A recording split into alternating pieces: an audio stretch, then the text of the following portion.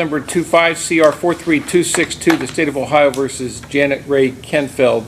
Ms. Kenfield is before the court with counsel, Mr. Rubenstein, Mr. Goldman. Ms. Nicholson's here on behalf of the State of Ohio. We are here, the court had previously had a hearing where there was a stipulation with regard to the competency report, although I don't see where there's ever been a finding. We didn't put anything down yet. We didn't put anything down because of the kind of pending issues. Okay. We can put that entry down today. All right, so today the court intends to find the defendant incompetent to stand trial and not restorable, correct? That's correct, Your Honor. All right, then we had the issue with regard to the court's continuing jurisdiction over the defendant. This is one of the hardest situations a courtroom can face. The defendant has been ruled incompetent and not restorable, meaning doctors believe she'll never be mentally capable of standing trial. And legally, that changes everything. During the statutorily required time. Ms. Nicholson, there was a memo filed on behalf of the defendant with regard to dismissal of the charge of the case against Ms. Kenfield. Your Honor, the state understands with what the defense has filed that statutorily the offense of aggravated vehicular assault is not one that the court can retain jurisdiction over based on its elements and what is required. Okay. Anything else then? I take it that I see the alleged victims are in the courtroom. Yes. They want to make a statement. Yes, Your Honor. The victim's mother, Mindy, would like to address the court. She does understand that the case will be dismissed, but as there will not be a time for her to make a real victim impact statement, I would ask the court to let her do that at this point. All right, the court will allow it. Ma'am, you can step forward to the podium, please.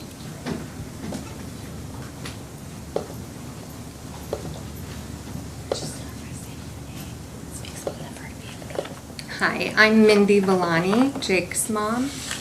Am I allowed to read my statement now? Yes, ma'am. Okay. The night before Thanksgiving, my son, Jake Villani, was leaving work at Dorothy Lane Market, looking forward to spending the holiday with his family. Jake is a careful, responsible young man who always follows the rules. He waited for the crosswalk signal, doing everything right, completely unaware that his life was about to change because of a choice someone else made.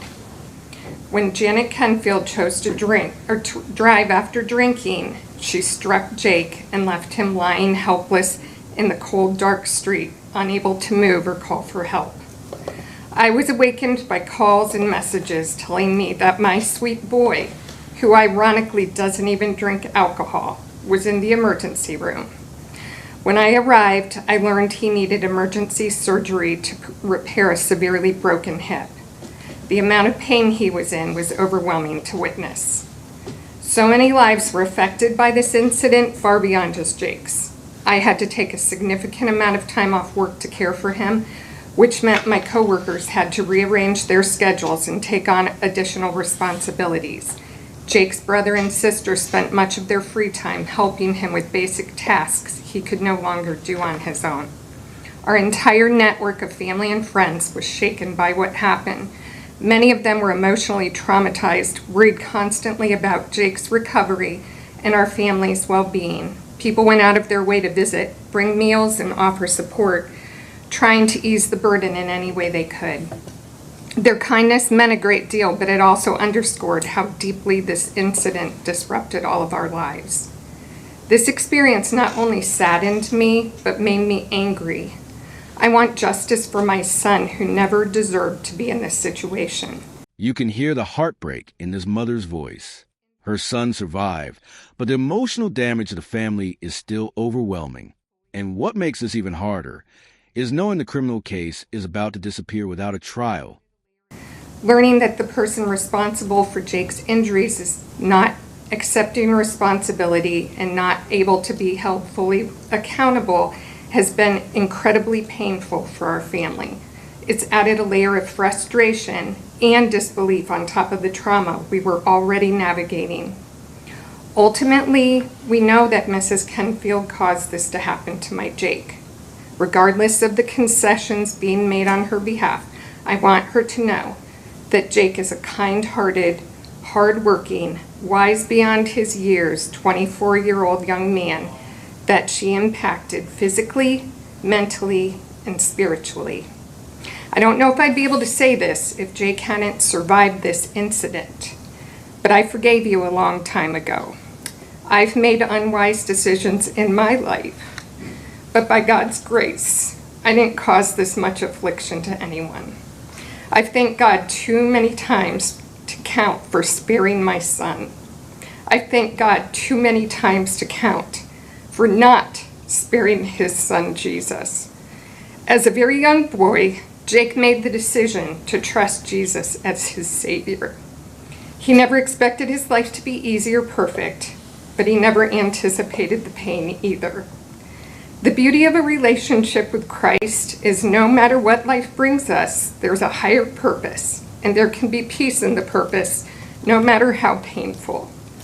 If Jake and our family went through this misery just to tell you and your family, Janet, that Jesus forgives you, he sees you, and he wants you to know him, we found our purpose. Ms. Nicholson, is there anything else? No, Your Honor. Mr. Rubenstein, is there anything on behalf of the defendant? Judge, we'll submit on the written motions. Thank you. All right, at this time, ma'am, I do feel your pain. It is somewhat frustrating, but I would suggest perhaps that if you wanted to make a change, that you reach out to your state rep or senator. Sense of violence. I guess from your perspective, it is clearly an offense of violence, the way your son was injured, but it is not.